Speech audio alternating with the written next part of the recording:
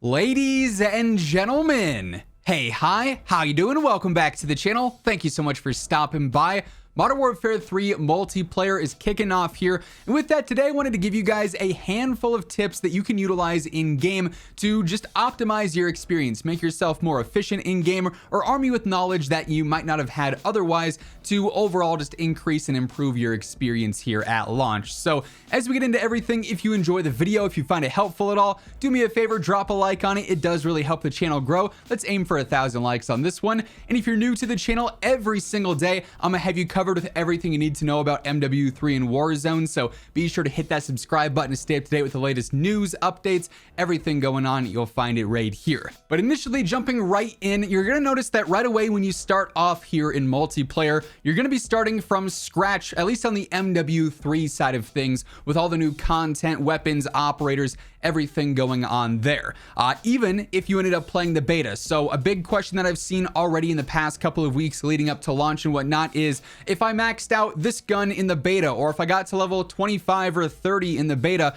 am I going to have that on day one? And the answer to that is no. The beta progress does not carry over. All of that does reset, so you are starting completely from scratch on day one. However, your beta rewards, anything you might have unlocked through the actual reward system there, whether it be an operator skin, some of the weapon decals, maybe a blueprint, those beta rewards will be available in the full game there. So you'll have that content, but any progress you made on weapon leveling or your overall rank is going to be reset here for launch. Now, this is a really important one because it's going to save people a lot of time in the long run. XP tokens this year from MW2 and Warzone and DMZ carry into Modern Warfare 3. So let's say within Modern Warfare 2 you saved up 55 double weapon XP tokens. That means at launch for MW3 you're gonna have 55 double weapon XP tokens to use. So if you're trying to rank up a ton of guns real quick, all those tokens from last year that were unused gonna be there available here. I don't know about you guys, but I've been stockpiling all my tokens as much as I can for the past couple of seasons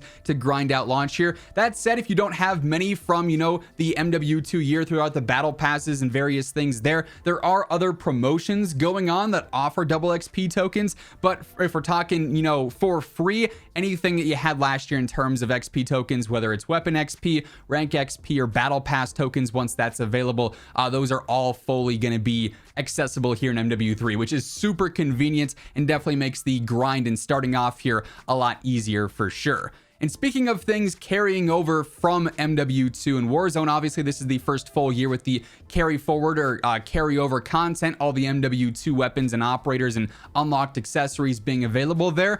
All this carryover content is actually cross-platform with the exception of COD points. So if you were on PlayStation for MW2 and Warzone and you got all your stuff leveled up, you got Orion camo, if you have your Activision account linked to, you know, PC, if you wanted to jump over to that and play the game on Battle.net or Steam, just link your Activision account and all that stuff is directly tied to your account, not your platform. So if you've got Orion on your guns from MW2 on PlayStation and then you link your accounts for PC, you're going to have all that content there available as well. COD points, though, are platform specific. So if you've got 1,800 COD points on PlayStation, when you boot up on PC, you're not going to have those. So just keep that in mind. But if you are considering changing platforms this year, just note you're not going to lose any of that carryover content or any progress once you start leveling things up in MW3 as well.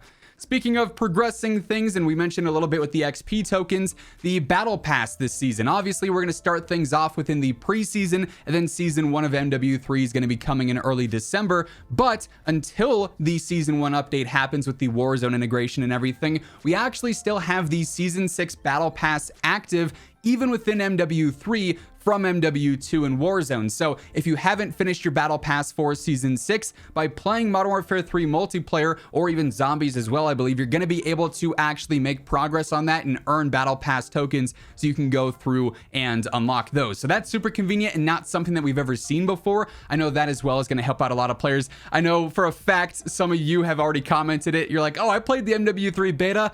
I don't know if I want to go back to MW2. I might just chill until MW3 launches. Well, in that downtime, if you weren't able to finish out your pass, no worries. If you're grinding MW3, you'll be able to do so.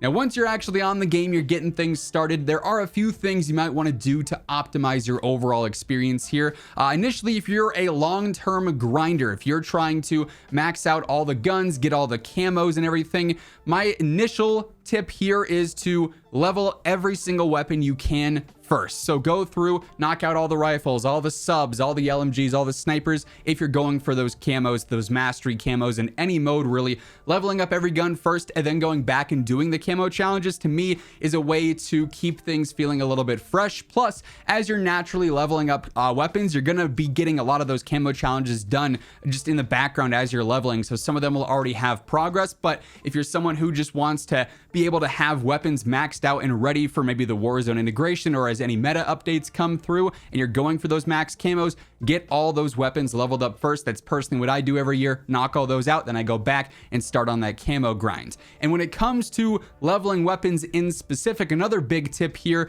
as launch happens and as we get familiar with the new guns available within MW3, you want to knock out whatever the strongest weapons are first. I know some players are like, okay, I really hate this gun and that gun, let me level up those first, then I don't have to deal with them. But if you want to, be really efficient, going through and maxing out the most overpowered weapons right away is probably the best and most efficient way to do it, because those weapons are going to get nerfed. So if the MCW is dominating, or maybe a specific LMG is dominating right away on day one or in these first couple of weeks, level that up, because then in a month's time when we see a meta update, what if they nerf that into the ground and then you haven't maxed it out because you thought, oh, okay, I'll save the good guns for later. Well, now it's a bad gun and you're back in the same hole of, man, leveling this thing is not going to be very fun. So get those overpowered and those broken weapons leveled up ASAP. Also, when it comes to actually leveling up your guns in game, this has been a thing in the past, and I imagine it's likely going to be similar here in MW3, but as you're gaining new weapon levels in game, every specific match seems to have some sort of XP cap for weapon levels, or a weapon level cap if you want to call it that, where let's say in a match you end up getting 5 weapon levels or 6 weapon levels or 7 weapon levels. You'll start to notice that while obviously you need more XP per level as you climb up and up and up with the weapons rank itself, the XP earn rate seems to be a little bit wonky after you get past 5 or 6 weapon levels in a match. So if you want to be just ultra efficient, usually what I'm doing is I make sure I know what weapon level I'm at going into a match. Let's say I'm starting at 1 and I get to weapon level 6. I'm likely at that point just going to back out and go find a new match to make sure that I'm not being limited by any hidden, nerfs happening in the background to cap out that XP as I'm ranking up and flying through those levels. So just something to be mindful of. You might notice it some games, you might not others, but that is something that has existed in the past as late as MW2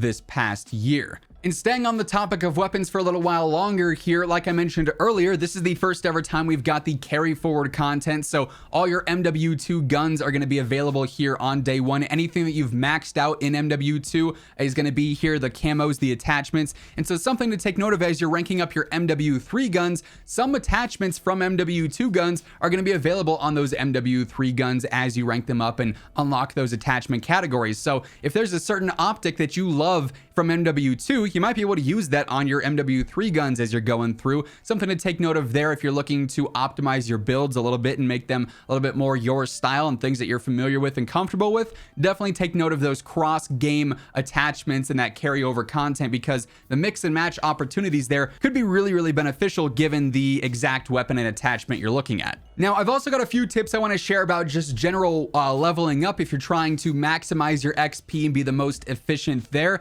As has been the case with the past couple of CODs as well, overall, just getting as much score in a match possible is going to be huge for leveling up and getting more XP in a match for your weapon and your overall rank. So this means that when you're playing modes like hardpoint or domination or kill confirmed or whatever the case may be, getting kills is great, and obviously that's the most straightforward way to level up, but playing the objective and getting that bonus score from getting kills in the hardpoint or capturing that flag or picking up a bunch of tags is going to optimize that XP earn rate even more, make it even more efficient, get you more XP per match. And then on top of that, while also getting kills, the higher the streak you go on, the more weapon XP and overall rank XP you're going to be getting for hitting those thresholds of, you know, a 10 kill streak, a 15, 20, 25, 30. If you're dropping nukes, you're going to be getting a lot more XP in that one specific streak than, let's say, you dropped 30 individual kills. There's actually a very significant difference there. So focus on those streaks and focus on actually playing the objective if you're looking to just earn as much XP as possible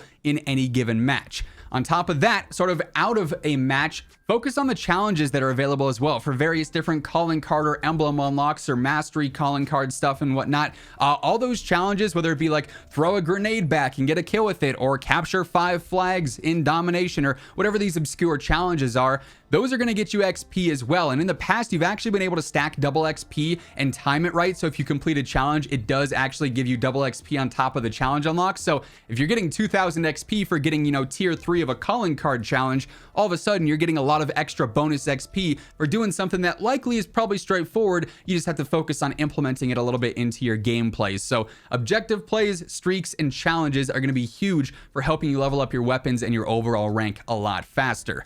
Then the last thing that I want to mention here as we're all getting started with MW3 is that because of the whole Call of Duty HQ and this every game is on the same application now thing, when you go through and you're setting up your game for the first time, you're going to notice that a lot of your settings from MW2 and Warzone are actually carrying over into MW3, unless of course you're changing platforms and going from, you know, PC to console or vice versa. Then you'll have to go through and reset things. But for the most part, if you liked your settings back in MW2 or Warzone for the gameplay and your sensitivity and your graphics and everything like that, it's actually going to be there readily available in MW3 like it was back in the beta. There are certain things you're probably going to want to upgrade or update for MW3 gameplay specifically, having to do with movement or maybe some of the other stuff there. And if you guys want, I'll have a best settings video out, so definitely go and check that out, search that up on the channel. You guys know I'm gonna have you covered with all the details you need to know there, but it is nice that your settings aren't like fully resetting and they will actually carry forward because of the COD HQ implementation there. So a neat little thing you might not have realized. That being said, there is a lot to focus on for sure when you're getting started here in MW3, but hopefully narrowing this down to a few specific things here in this video will help you optimize and increase your overall efficiency as you are getting going this year. If the video did help you out or you simply enjoyed it, do me a favor and drop a like on it. Lets me know you guys enjoyed this kind of content. And if you're new here, you want to guarantee you're up to date every single day with all things going on in COD, be sure to hit that subscribe button on your way out. But once again, thank you so much for tuning in, and until next time, take it easy. Have an awesome rest of your day, and I'll catch you later. Peace out.